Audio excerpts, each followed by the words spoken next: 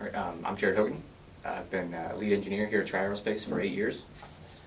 And I actually started on the floor, worked my way up, got into engineering, doing CAD, then started learning CAM systems, and then before I knew it, I had full projects, start to finish, project managing. And then earlier this year, got promoted more or less to lead manager and oversee the engineering. I did some in sales and marketing, and I also in finance. When was kind of just happenstance. I started here as a summer internship after my freshman year of school, and then, like I said, it was received so well and advanced well enough to where they offered me a full-time position, and I opted to just not go back for my sophomore year, stay full-time. And as far as why, mostly the money. Nice getting a paycheck at a young age, and also the opportunity to advance. It's just manufacturing is such a, I mean, I hate to assign the term blue collar to it, but it is. And with that being, it's not so much about your accolades or your degrees. You can work your way up just by hard work and what you do for your company. Probably discipline and just analytical skills in general. There are stretches where it's hard work. You're going to put in long hours to be able to meet deadlines, and a lot of people will shy away from it and put your nose to the grindstone. And probably always new projects. We're a little bit unique that we're in the development area of manufacturing. So in prototype and development, it's a new challenge every day, day in, day out. I'm not sure I would enjoy my position as much if I worked on a production line or something where I'm just tweaking to maximize efficiency. It's a whole new project. Start with a clean slate every month. It's challenging, but also keeps it fresh, and it's enjoyable. That way you can see your progression, start to finish. You're constantly learning. Every day is something new. Advice would be that if you'd like to get your hands on something, I mean, if you like playing with Legos as a kid, I mean, anything like that, and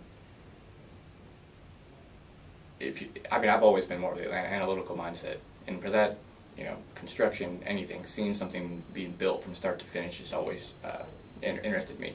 And if that's your wheelhouse, then I mean, manufacturing is a great industry for you.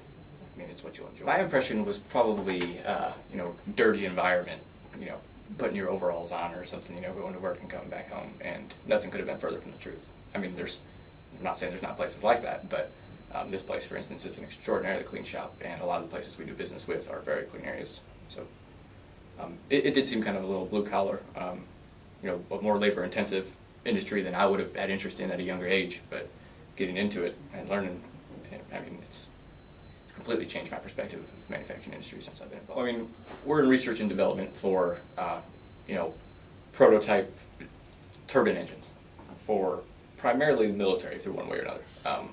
We work with the major companies, the big three, Rolls-Royce, General Electric, and Pratt Whitney, and those engines typically go into, the most acclaim we get is the ones that go into the fighter jet engines. The F-35 Joint Strike Fighter, I made a lot of pieces for that. We were finishing up stuff for the F-22 Raptor when I started. And that stuff's really neat. When you get medals, certificates, things that come back on parts that you made that go into the first flight of an engine. A lot of stuff we make also will never fly. It's just a test piece where it's going to sit in a garage or a warehouse, and they're going to run it till it pops.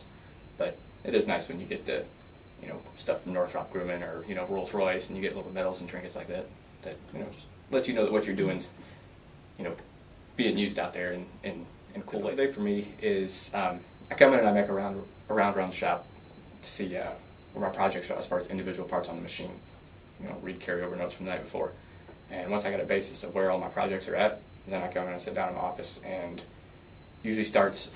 We have such a wide variety here. We're a little bit unique as to in the engineering department that we get our hands in every aspect. I probably spend 80% of my day sitting at my computer, either making CAD sketches, creating routers or steps and methods from an Excel spreadsheet, or doing the actual CNC programming on our CAM software. Definitely CAD. The CAD is huge. Even if you're wanting to come in as an entry-level machinist, you're still going to have to know basics of blueprint reading. The CAD's major. I know a lot of high schools offer CNC programming, or maybe not just CNC, but at least an introduction to manual machining, and that's great. But no matter what position you're going to want to be in, you're going to want to have some sort of machining experience. Whether it's running a manual or CNC, whether it's engineer or general manager.